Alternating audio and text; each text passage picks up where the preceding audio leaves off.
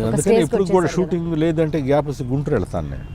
అందుకే గుంటూరు వెళ్తాను, రీఛార్జ్. మళ్ళీ అక్కడ నా పాత మిత్రులు ఉంటారు, వాళ్ళందరినీ కలుసుకొని వస్తాను, మళ్ళీ వచ్చి షూటింగ్ చేసుకుంటాను. వెళ్ళినప్పుడు అంటే ఎట్లా ట్రీట్ చేస్తుంటారు మేము? మామూలుగా అదే ఉండదు, ప్రత్యేకించి వచ్చేట సినిమా ఎక్కడ ఎరా అని అదే ఉండదు. ఎరా అంటే ఎరా, మామూలుగానే అక్కడ ఉన్నట్టే ఉంటాం. ఇక సినిమాకి సంబంధించి సినిమాలో పాత్రలు కానీ లేకపోతే సినిమా ఇండస్ట్రీలో వచ్చిన తర్వాత ఎన్నో ఒడిదుడుకులకు లోనయ్యాము, సినిమా వల్ల ఇలాంటి పాఠాలు నేర్చుకున్నాము, చాలామంది మీలాంటి సీనియర్ నటులు చెప్పడం జరిగింది. ఎంతోమంది సీనియర్ నటులు కూడా అలాంటి బాధను చూసిన సంఘటనలు వాళ్ళ అనుభవాలు ఉంటాయి కొందరికి వాళ్ళ అంటే సినిమా ఇండస్ట్రీకి వచ్చి మీరు నేర్చుకుంది ఏంటి? నేర్చుకునే వచ్చాను చాలా. అంటే బయట ప్రపంచం ఇప్పుడు నేను అనేదమ్మా, సినిమాల్లోకి వచ్చి నేర్చుకునేదంటే నటనే నేర్చుకుంటాం, ఇంకేం నేర్చుకుంటాం మనం? అంటే మీ ఈ రంగంలో మీరు చూసిన ఒడిదుడుకులు ఏం లేవా? ఏమీ లేవు. మీరు లక్కీ అని చెప్పాలి. చెన్నై కూడా అయితే కష్టాలు తట్టుకోలేడు వాడేం మనిషి. ఈ లెక్కలు తీసుకోదగ్గ విషయాలేం కాదు. నువ్వు వస్తున్నావు సినిమా యాక్ట్ అవ్వడానికి, కష్టాలు పడుతున్నావు. నేను ఇది కష్టపడ్డాను, నాకు మీరు సానుభూతి వ్యక్తపరుస్తున్నాను, అది విషయాన్ని ఇది చేశాను, ఆ కష్టపడ్డాను. నేను ఎందుకు చేసావు, ఎందుకు కష్టపడుతున్నావు?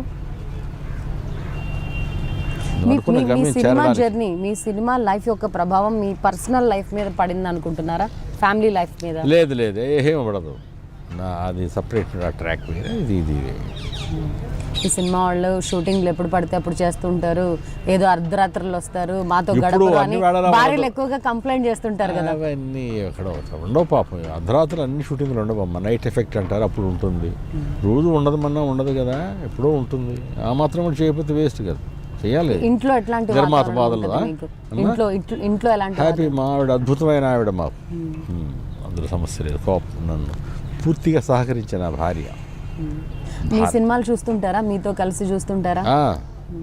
అప్పుడప్పుడు తీసుకెళ్తాను, ఆవిడ టీవీలోనే చూస్తుంది. నా కూడా రమ్మంటే కొంచెం ఇబ్బంది పడుతుంది, అందుకే నేనే. ఆవిడ కూడా తెలుసు ఆ బాధలన్నీ. వద్దులేయా అంటే బయట ఎంతమంది తప్పప్పులు చెప్పినా కూడా భార్యలు చెప్తే మనం అది ఫైనల్ జడ్జిమెంట్గా భావిస్తుంటాం కదా. మీ క్యారెక్టరైజేషన్, మీ పాత్రల గురించి కరెక్షన్స్ కానీ ఇట్లా కాదండి ఇంకా బాగా చేసి ఉండాల్సిన అటువంటి సలహాలే ఇవ్వరు ఆవిడ. సినిమా గురించి చర్చ ఉండదు అసలు. ఇంట్లో విషయాలు, ఈ విషయాలు ఇంటికి వచ్చాక ఈ విషయాలు, ఈ సినిమాకి సంబంధించిన విషయాలు ఏమి ఉండవు. ఇద్దరు బాబులు అని చెప్పారు కదా, బాబు హీఈస్ ఆల్రెడీ ఇంటూ డైరెక్షన్ అనుకుంటున్నాను, బాలచందర్ గారు.